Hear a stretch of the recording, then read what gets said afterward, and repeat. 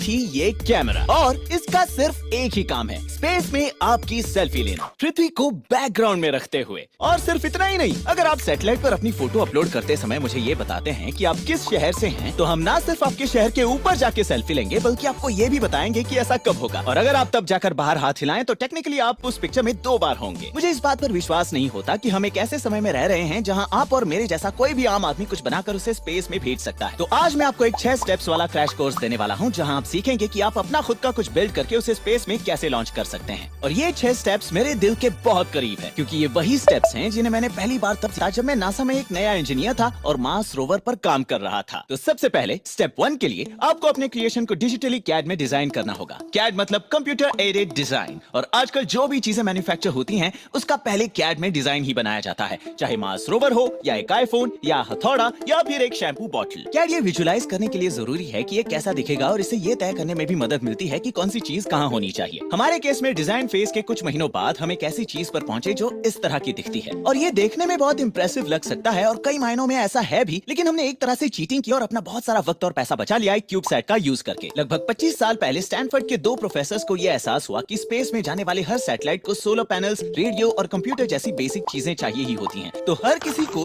से शुरू ना करना पड़े, इसके लिए उन्होंने बेसिक जरूरी हार्डवेयर और साइजेस को स्टैंडर्डाइज किया। सबसे ज्यादा यूज होने वाले साइजेस में से सबसे छोटा है ये 1 यूज सैटेलाइट, जो कि एक रूबिक्स क्यूब से थोड़ा ही बड़ा है, और फिर आता है 2U, जो 2 रूबिक्स क्यूब जितना है, यानी इसका 2 गुना, फिर 3U, फिर 6 और फिर 12U, और ये वो साइज हम सैटगस में यूज करेंगे। तो इससे हमें पता चलता है कि सैटेलाइट के सभी बेसिक फंक्शंस के लिए जरूरी कंपोनेंट्स और हार्ड फ्लाइट कंप्यूटर इतनी जगह लेते हैं, लेकिन फिर यहाँ बाकी चीजों के लिए इतनी जगह बच जाती है। दूसरे वर्ड्स में आपके सैटेलाइट के गोल के लिए, मतलब आप इससे क्या करवाना चाहते हैं। हमारे केस में यहाँ एक स्क्रीन और एक कैमरा लगेगा फोटोज लेने के लिए। इसलिए जब आप पहली बार स्पेस में कुछ बनाकर भेजें तो मैं आपको सलाह दूंगा कि आप एक क्यूबसैट बनाएं। आपके डेवलपमेंट का खर्चा करोड़ों डॉलर से घटकर कुछ लाख डॉलर्स रह जाए। तो मैं बात करना चाहूंगा कि हमने सैटगस में क्या क्या हार्डवेयर डाला है, क्योंकि आपको खुद भी उसकी जरूरत पड़ेगी। लेकिन पहले आइए जानते हैं कि इसे क्या अनोखा बनाता है, यानी हमारा पेलोड या हम तस्वीरें कैसे लेने वाले हैं। एक बार इसके स्पेस में सही सलामत पहुंचने के बाद ये 2 स्प्रिंग लोडेड पैनल घूमकर खुल जाएंगे। एक पर है ये गूगल पिक्सल फोन, जिसे एक रेडिएशन रेजिस्टेंट केस में रखा गया है, और दूसरे पैनल पर है एक कैमरा, जिसे खास तौर पर स्पेस के कठोर एनवायरनमेंट को झेलने के लिए डिजाइन किया गया है। तो एक बार जब हम आपके फोटो को सैटेलाइट तक पहुंचा देंगे, हम उसे इस फोन के स्क्रीन पर डिस्प्ले करेंगे, जिसके बाद ये कैमरा एक HDR इमेज खींचेगा और फिर उसे अर्थ पे वापस भेजेगा। और आप देखेंगे कि सैटगस के दूसरी तरफ भी फोन और कैमरा का एक आइडेंटिकल सेटअप है। ये बेसिकली एक फुल बैकअप सिस्टम है, क्योंकि अगर प्राइमरी कैमरा में कोई खराबी आई तो हम अंतरिक्ष में जाकर उसे ठीक नहीं कर सकते। अब पावर के लिए हम इसे किसी बिजली के खंबे से तो नहीं जोड़ सकते, तो इसमें लगे हैं 2 सोलर पैनल्स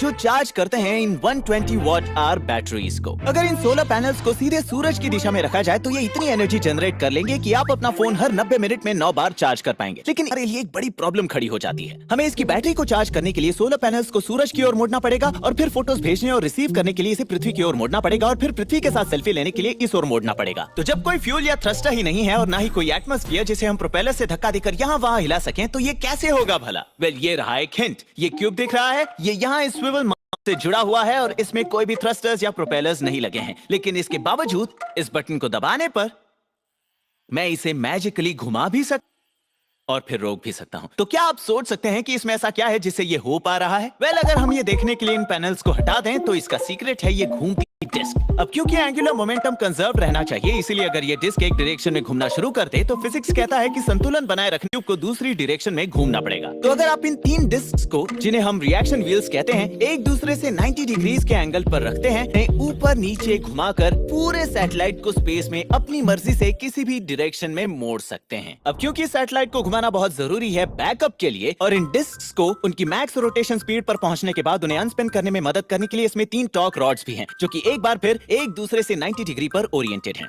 ये एक बहुत ही सिंपल और जीनियस डिजाइन है, जिसे आप खुद भी बना सकते हैं। आपको बस $2 के क्रिस्टलिन आयन के टुकड़े के और वायर लपेटना है और फिर उसमें से करंट दौड़ाना है। इससे एक मैग्नेटिक फील्ड जनरेट होगा। आप यहाँ देख सकते हैं, इसे ऑन करने पर यह कंपास रॉड की मैग्नेटिक फील्ड लाइन फॉलो करता है, लेकिन फिर यह नया मैग्नेटिक फील्ड पृथ्वी के मैग्नेटिक फील्ड के साथ अलाइन होना चाहेगा, ठीक उसी तरह जैसे यहाँ मैग्नेट्स एक दूसरे के साथ अलाइन होते हैं। तो आप यहाँ देख सकते हैं, बस इसे ऑन करके और वायर में से करंट दौड़ाकर किसी जादू की तरह आप इस छोटे से तैरते हुए प्लेटफॉर्म के ओरिएंटेशन को बदल सकते हैं। हमारे सामने एक और चुनौती ये है कि सैटगस का ये जानना बहुत जरूरी है कि वो हर समय रिलेटिव टू अर्थ कहाँ पर है, ताकि उसे पता रहे कि आपके शहर के नीचे से गुजरते करते वक्त उसे सेल्फी कब लेनी चाहिए और इसके अलावा भी और कई कारण हैं। इसलिए हमने इसमें एक GPS डाला है, लेकिन उसमें हमें सिर्फ इसका लोकेशन मिलेगा, ओरिएंटेशन नहीं। ओरिएंटेशन के लिए हमने इसमें डाला है IMU, ठीक वैसा जैसा आप फोन पता लगाता है कि आपने उसे किस ओर घुमाया है। साथ ही 2 स्टार ट्रैकर्स जो स्टार्स की तस्वीरें लेकर उन्हें आसमान के फोटोज के साथ मिलाते हैं ताकि ये समझा जा सके कि सैटेलाइट किस तरफ देख रही है। लेकिन कभी कभी वो तारों को नहीं देख पाते क्योंकि सूरज उन्हें अंधा कर देता है, जिसके लिए इसमें 2 सन सेंसर्स भी हैं जो आकाश में सबसे चमकीला स्पॉट ढूंढकर उसे सूरज मान लेते हैं, जो कि कोर्स मेजरमेंट्स के लिए बहुत बढ़िया है। हार्डवेयर के दूसरे सबसे इंपॉर्टेंट पार्ट के लिए हमें सैटेलाइट से बात करने का कोई तरीका चाहिए, जिसके लिए हमारे पास 2 तरह के रेडियो हैं, एक धीमा और एक तेज। एक है UHF बेसिक कमांड्स और टेलीमेट्री कम्युनिकेशन के लिए, इसके डेटा रेट्स कम हैं, और फिर एक S बैंड जिसके डेटा रेट्स ज्यादा हैं और जिसका यूज फोटोज को ट्रांसमिट करने के लिए होगा। और सैटगस पर हार्डवेयर का आखिरी टुकड़ा जिसकी जरूरत आपको अपने खुद के स्पेस बिल्ड में भी होगी, वो है फ्लाइट कंप्यूटर। ये सैटेलाइट का ब्रेन होगा जो कि सेंसर्स और रेडियो के सभी इनपुट्स लेगा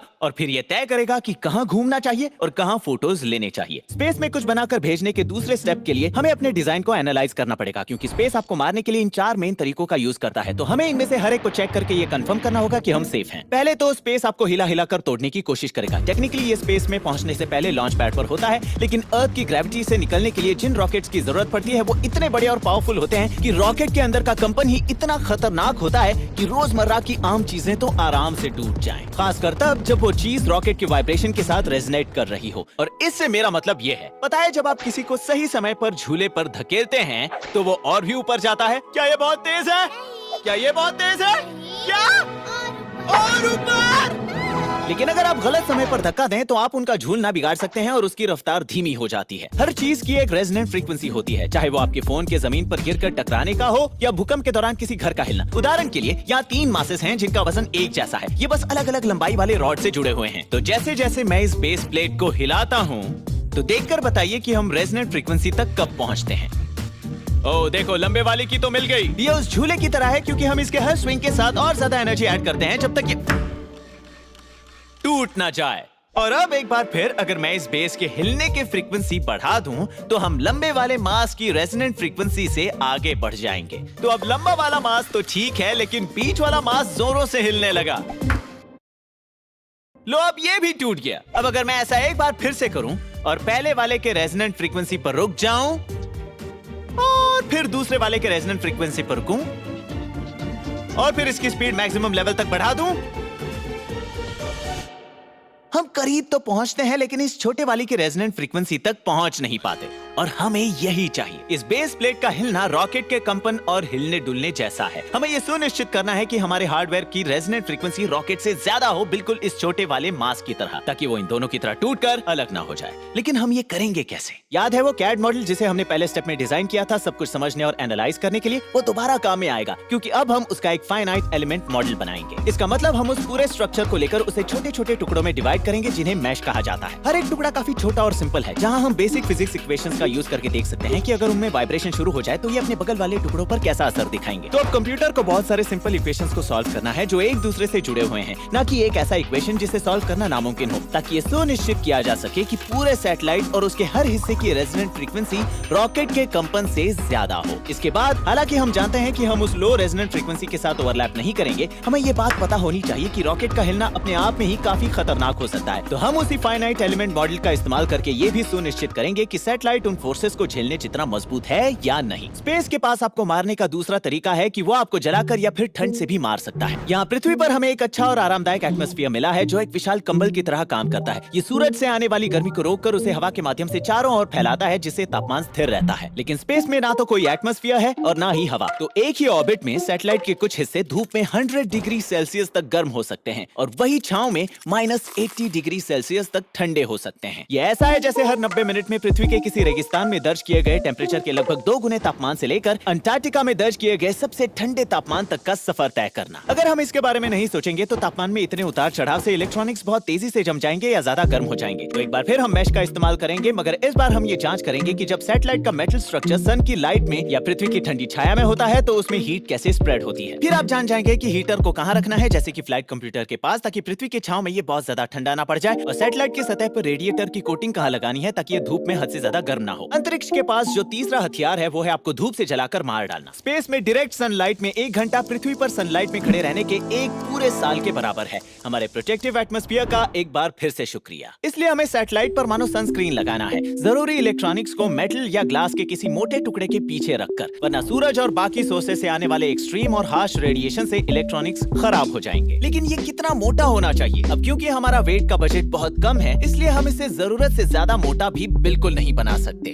इस चीज का पता लगाने के लिए हमने अपने गूगल पिक्सल को लेकर उसे एक रेडिएशन चेंबर में रखा जो अंतरिक्ष के कठोर एनवायरनमेंट को मिमिक करता हो। फिर उसे रेडिएशन से ब्लास्ट किया और ये फोन उसमें पूरे 10 मिनट तक टिका, जो कि बहुत इंप्रेसिव है, और ये दिख भी शानदार रहा था। और अब जब हम ये जान चुके हैं कि इस फोन की स्क्रीन कितनी रेडिएशन झेल सकती है, तो हम ये कैलकुलेट कर सकते हैं कि एल्यूमिनियम और ग्लास एनक्लोजर की मोटाई कितनी होनी चाहिए ताकि ये सुनिश्चित हो सके कि हम उस वैल्यू के काफी नीचे रहें। इस केस में हमें जिस सनस्क्रीन की जरूरत थी वो थी 6 मिलीमीटर मोटी एल्यूमिनियम की एक शीट और 5 मिलीमीटर मोटी हार्डन ग्लास की एक लेयर। स्पेस में सुपर एडवांस फोन्स को भेजने से याद आया, हमने इस पूरे काम को मुमकिन बनाने के लिए गूगल पिक्सल और टी मोबाइल दोनों के साथ पार्टनरशिप की है। अंतरिक्ष से पहले सेल्फी लेने के लिए गूगल पिक्सल ही ऑब्वियस चॉइस था, क्योंकि ये खास तौर पर अपनी ड्यूरेबिलिटी के लिए टेस्टेड है। इसका डिस्प्ले हाई रेजोल्यूशन वाला है और इसमें है रियल टोन टेक्नोलॉजी जो सभी स्किन टोन्स को एक्यूरेटली डिस्प्ले करता है। और फिर टी मोबाइल, क्योंकि वो पहले से स्टारलिंक के साथ पार्टनर कर रहे हैं ताकि आपको उन जगहों पर भी कनेक्टेड रहने के लिए सैटेलाइट कवरेज मिलता रहे जिनके बारे में आपने सोचा ना हो। हमारे सेल्फी सैटेलाइट के साथ कम्युनिकेट करने की खोज में ये हमारे एक्सपर्ट्स बने। और अब वो चौथा तरीका जिससे अंतरिक्ष आपको मारने की कोशिश करेगा वो है स्पेस का वैक्यूम। हम अक्सर इस बारे में सोचते नहीं, लेकिन हम हवा के मॉलिक्यूल्स के एक बड़े ढेर के नीचे हैं। मतलब हमारी बॉडी लगातार उस कलेक्टिव वेट को पीछे धकेल रही है जिसे हम एयर प्रेशर कहते हैं। लेकिन अगर आप एक वैक्यूम चेंबर में से उस सारे एयर प्रेशर को निकालकर उसे अंतरिक्ष की तरह बना दें, तो आप समझ सकते हैं कि एस्ट्रोनॉट्स जब स्पेस में होते हैं तो वो एक एयर प्रेशराइज्ड सूट क्यों पहनते हैं, जो उन्हें चारों ओर से उसी तरह धकेलता है जिस तरह पृथ्वी पर हवा। अब बेशक हमारा सैटेलाइट मार्शमैलोज नहीं ले जा रहा, लेकिन इसमें कुछ रबर, फोम और लिथियम बैटरीज हैं जो अंतरिक्ष के वैक्यूम में डाल दिए जाने पर या तो फूल जाएंगी या गैसें छोड़ेंगी, जो बाकी उपकरणों को नुकसान पहुंचा सकती हैं अगर हम सभी जरूरी सावधानियां ना बरतें। तो और भी कुछ छोटी छोटी बातें हैं जिन पर हमें ध्यान देना चाहिए, जैसे कि करोजन। लेकिन ये थे वो 4 मुख्य तरीके जिनसे स्पेस आपके बनाए क्रिएशन को तबाह करने की कोशिश करेगा। लेकिन क्या आपने देखा कि मैंने ये नहीं कहा कि आपको स्पेस में ऑर्बिट कर रहे बाकी सैटेलाइट से टकराने की चिंता करने की।